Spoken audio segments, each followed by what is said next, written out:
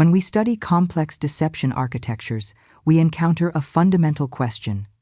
How does one individual sustain multiple parallel realities without detection? The answer lies not in luck, but in systematic design. The case before us involves a 47-year-old commercial real estate developer who maintained 3 distinct family units, complete with partners, children, and shared bank accounts for over a decade. This wasn't a series of affairs, this was infrastructure. Now, let's open the case file and deconstruct the plan. The facade operated on geographic segmentation and strategic scheduling. The primary household existed in suburban Connecticut, a legal wife of 16 years, 2 teenage children, and a meticulously maintained executive lifestyle.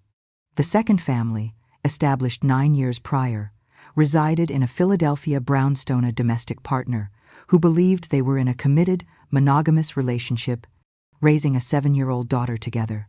The third unit, a long-term girlfriend of 6 years in northern New Jersey, shared custody of twin 4-year-old sons.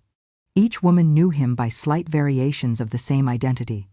Each had been introduced to carefully curated professional contacts who reinforced the legitimacy of their relationship. The structural integrity of this deception relied on 3 tactical pillars: compartmentalized communication systems, alibi coordination networks, and financial opacity through layered corporate entities. The communication architecture was forensic-level deliberate. 3 separate phones, each linked to different cloud accounts. Calendar synchronization that created non-overlapping business travel blocks. Email protocols that routed correspondence through assistant accounts, creating plausible deniability for delayed responses.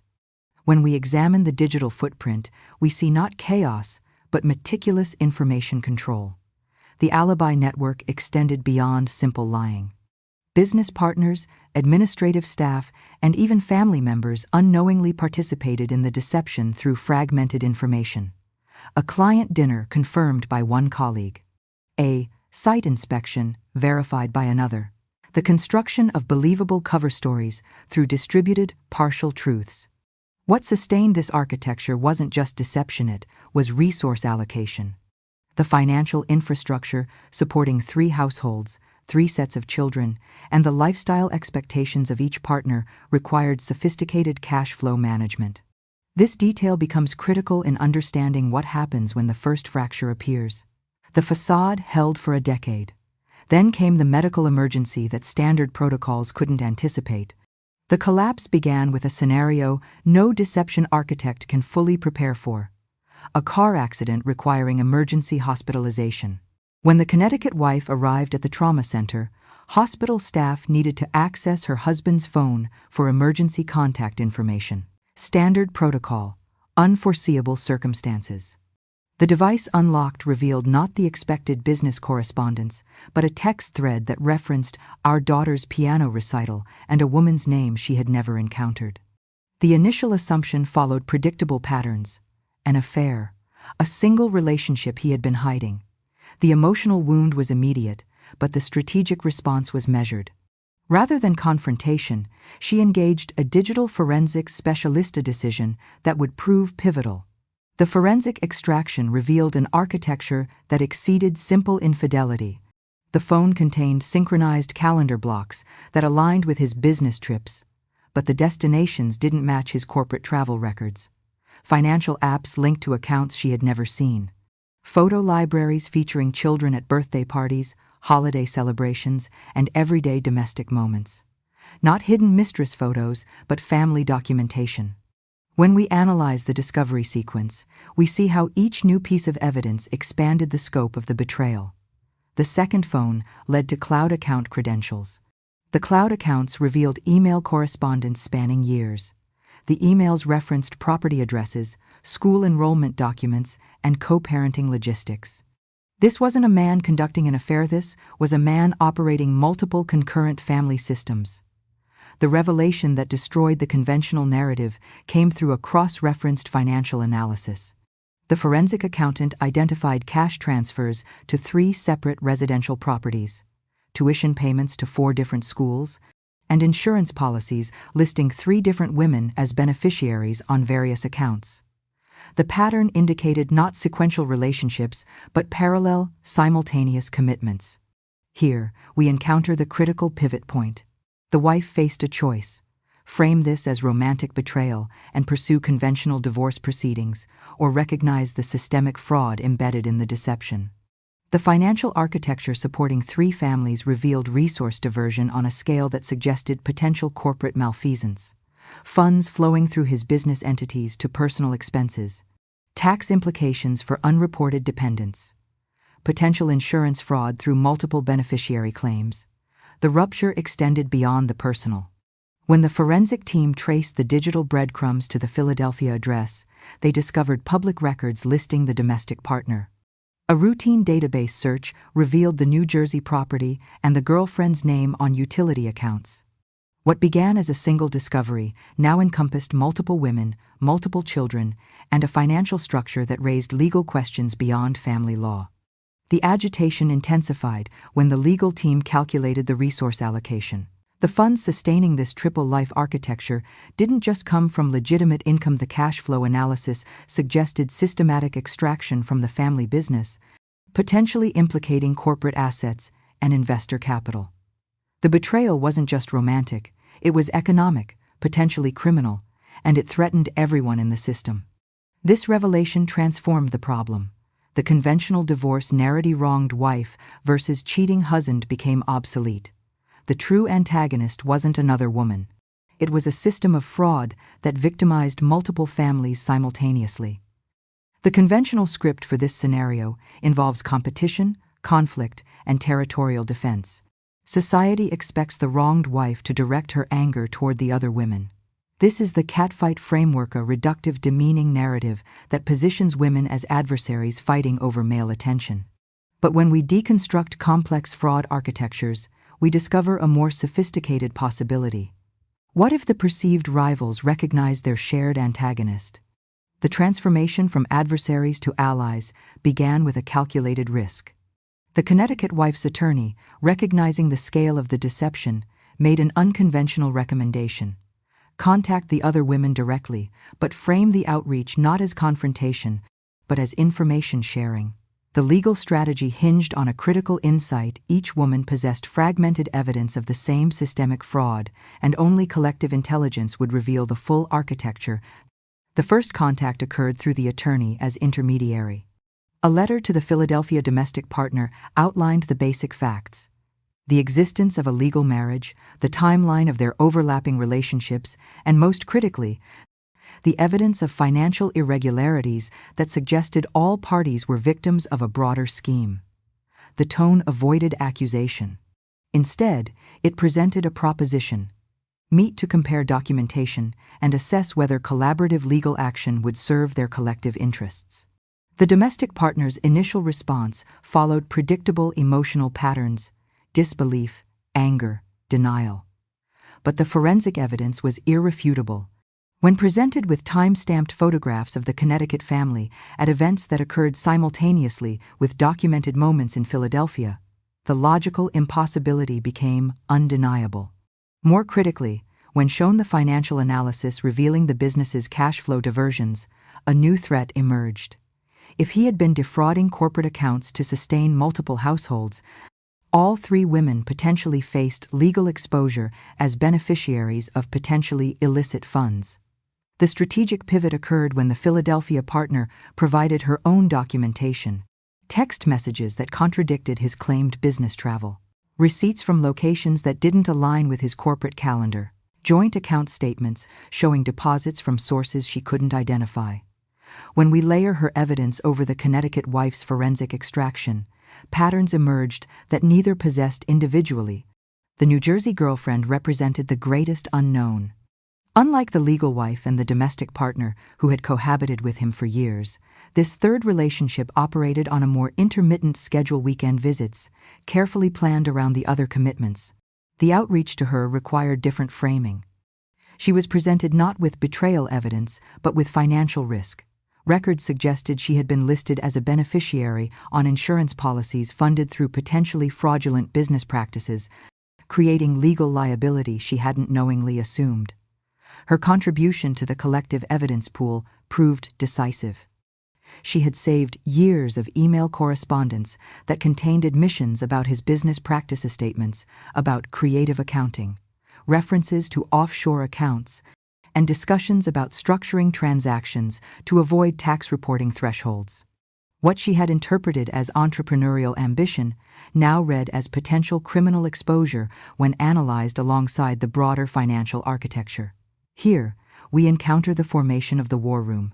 3 women, meeting in a conference room with a shared legal team, transitioning from victims of romantic deception to strategic partners in a complex legal operation. The psychological transformation was profound. The instinct toward mutual blame dissolved when confronted with documentary evidence of systematic manipulation that predated any of their individual relationships. The strategy development followed forensic methodology. The team conducted a comprehensive asset audit, tracing funds through business entities, personal accounts, property holdings, and investment vehicles. The financial forensics revealed sophisticated layering: LLCs nested within other LLCs, accounts registered to his corporate entities but used for personal expenses, and cash flow patterns suggesting unreported income. The legal playbook required precision coordination. 3 simultaneous actions needed to occur to prevent asset concealment or flight risk: divorce filing in Connecticut, establishing immediate restraining orders on marital assets; a domestic partnership dissolution filing in Pennsylvania, triggering similar protections; and custody filings in New Jersey that would establish paternity and child support obligations. The timing had to be synchronized. Any advance warning would allow defensive restructuring, but the legal actions represented only one dimension of the strategy. The team recognized that his professional reputation and business relationships constituted his primary assets. His commercial real estate firm relied on trust, investor confidence, and board positions with civic organizations. The deconstruction of his public persona would accelerate consequences that might otherwise take years to materialize through legal channels. The information warfare strategy required surgical precision. The goal wasn't vindictive exposure, it was strategic reputation dismantling that would serve the legal proceedings. The team identified key audiences: his corporate board members, business partners, investors in his real estate ventures, and community organizations where he held leadership positions.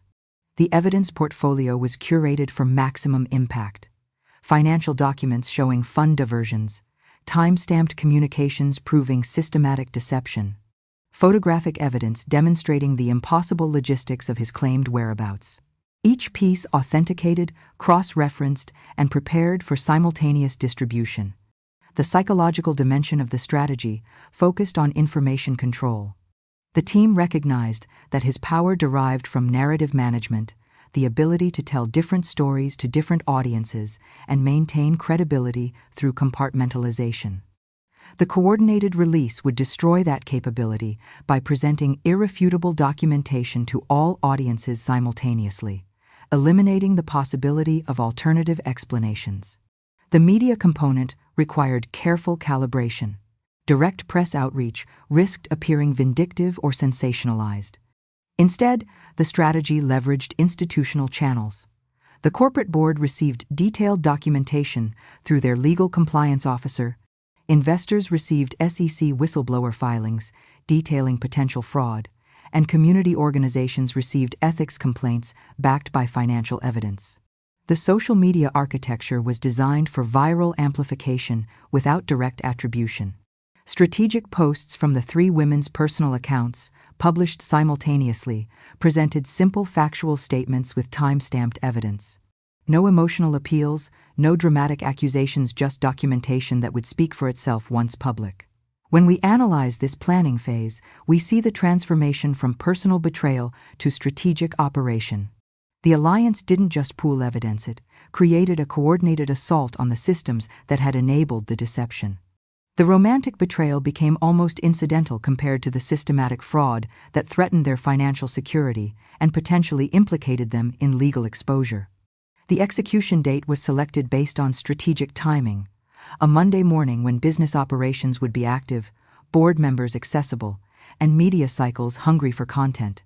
The countdown to 6 a.m. represented not revenge, but the clinical implementation of a meticulously designed information campaign. At 6 a.m. Eastern Standard Time, the coordinated strike commenced across multiple jurisdictions simultaneously. The Connecticut Superior Court received the divorce filing with accompanying restraining orders on all marital assets. The Pennsylvania Court processed the domestic partnership dissolution with identical asset protection measures. The New Jersey Family Court registered paternity and custody filings, establishing child support obligations. Within the first 15 minutes, his legal exposure expanded across 3 states, triggering automatic notifications that would reach him through multiple channels before he could implement defensive strategies. The legal filings represented only the foundation. At 6:05 a.m., the corporate board's legal compliance officer received a detailed memorandum outlining potential fiduciary breaches, supported by forensic accounting documentation showing unauthorized fund transfers from business accounts to personal expenses.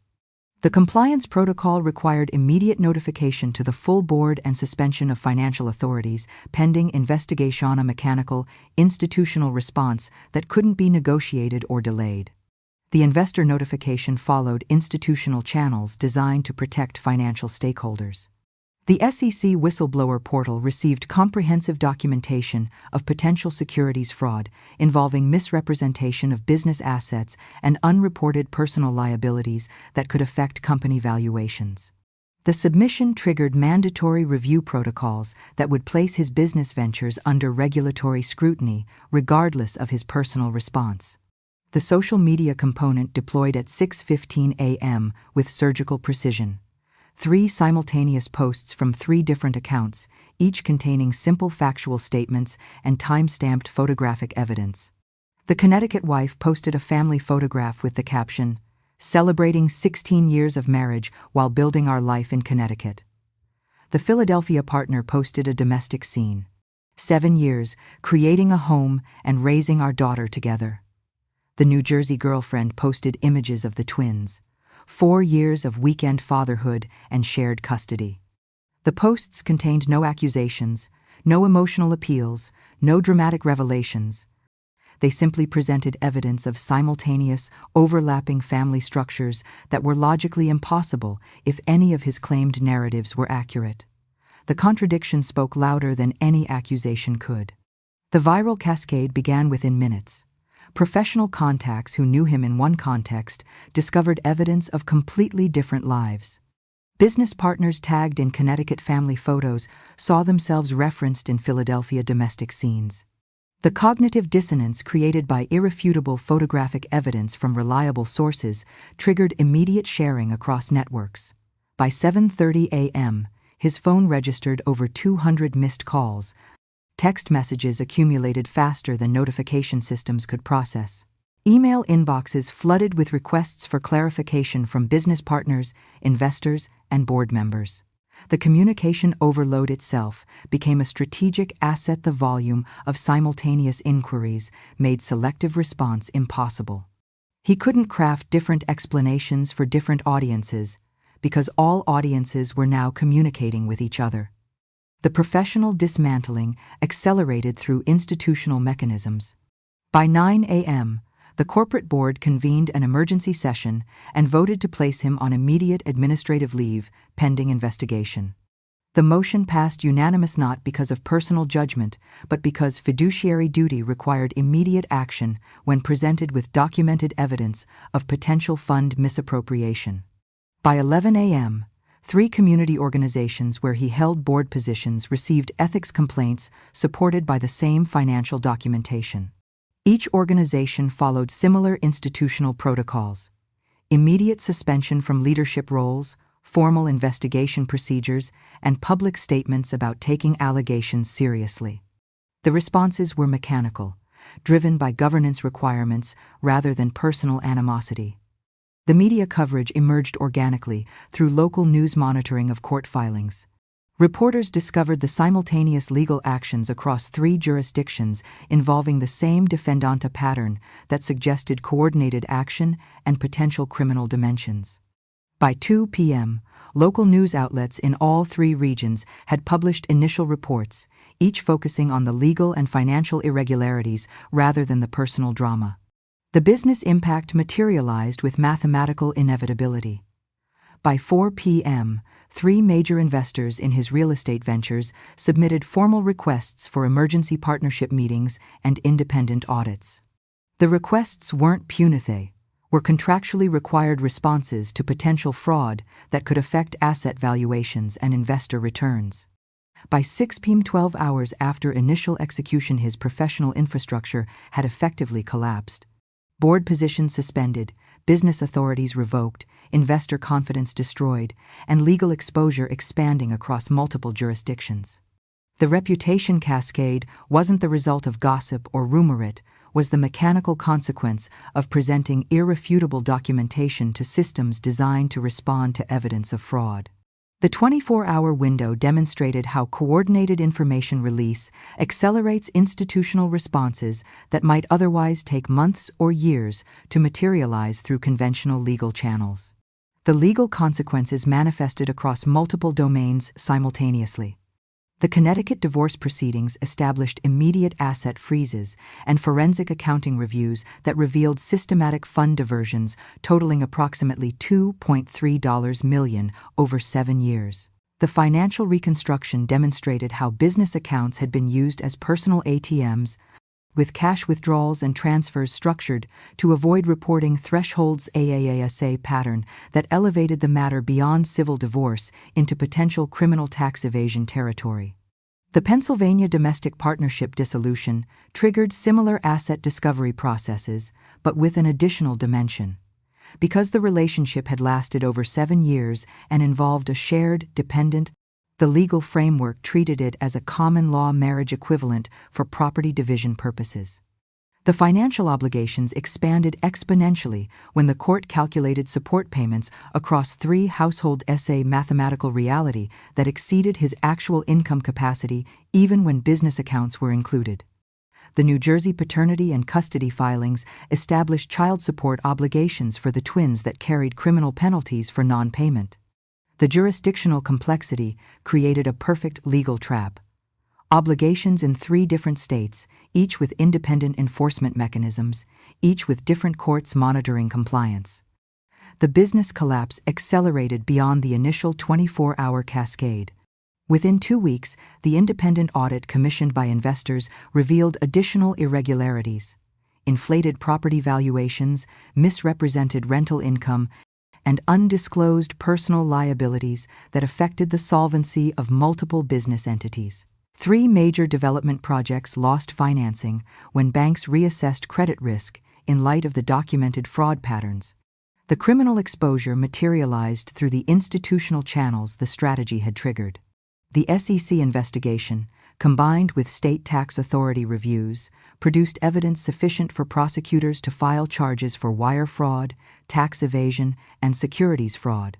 The indictment came 6 months after the initial 24-hour takedown, but the coordinated information release had made the outcome inevitable by providing investigators with organized, authenticated evidence that would have taken years to assemble through conventional discovery. For the 3 women, the aftermath represented not vindication through his suffering, but liberation through strategic collaboration. The Connecticut wife secured primary asset distribution based on the legal marriage's priority in property law. The Philadelphia partner obtained substantial support payments and property settlements that recognized her years of cohabitation. The New Jersey girlfriend established paternity and secured child support through enforceable court orders. More significantly, the collaborative approach created ongoing protection mechanisms.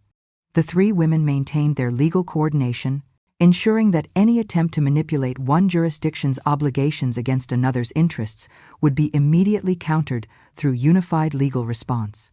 The alliance that formed during the takedown evolved into a permanent strategic partnership for managing their shared financial interests in his ongoing legal obligations. When we deconstruct this case study, we extract several critical strategic principles. First, the power of collective intelligence. Each woman possessed fragmentary evidence that became devastating when integrated into a comprehensive documentation portfolio. Second, the force multiplication of coordinated action. Simultaneous execution across multiple jurisdictions prevented defensive restructuring and created cascading institutional responses that amplified the initial impact. Third, the strategic superiority of institutional channels over personal confrontation, rather than emotional accusations that could be dismissed or negotiated. The documentation triggered mechanical organizational responses through compliance protocols, whistleblower protections, and fiduciary duty requirements. Fourth, the acceleration effect of reputation dismantling. The 24-hour information cascade compressed consequences that might have taken years to materialize through conventional legal proceedings. The intellectual license this case provides comes from recognizing how strategic collaboration transforms victimization into agency. The satisfaction isn't derived from his suffering, but from witnessing how systematic thinking, evidence-based strategy, and rejection of divisive narratives created justice through structural dismantling rather than personal revenge. The three women didn't just escape a fraud, they deconstructed the architecture that enabled it. The ultimate lesson: when confronted with complex deception, the instinct toward competition often serves the deceiver's interests. The pivot from rivalry to alliance, from emotional response to strategic operation, from personal grievance to systemic analysis, this transformation represents the true takedown, not of an individual, but of the frameworks that allow such deception to flourish. This is how justice looks when it's designed rather than demanded, when it's executed through evidence rather than emotion, when it transforms victims into architects of their own strategic liberation. The case file closes not with punishment as the goal, but with empowerment as the outcome, a distinction that elevates the entire narrative from gossip to case study, from spectacle to instruction. The coordinated collapse of a triple-life deception architecture demonstrates that information, when strategically deployed through institutional channels rather than personal confrontation, becomes the most powerful weapon against systematic fraud. The transformation from perceived rivals to strategic allies didn't just serve individual interest, it created a template for how collaborative intelligence dismantles deception structures that rely on isolation, compartmentalization to survive. The satisfaction we derive from this outcome isn't schadenfreude at his downfall, but intellectual recognition that justice, when properly architected, becomes inevitable.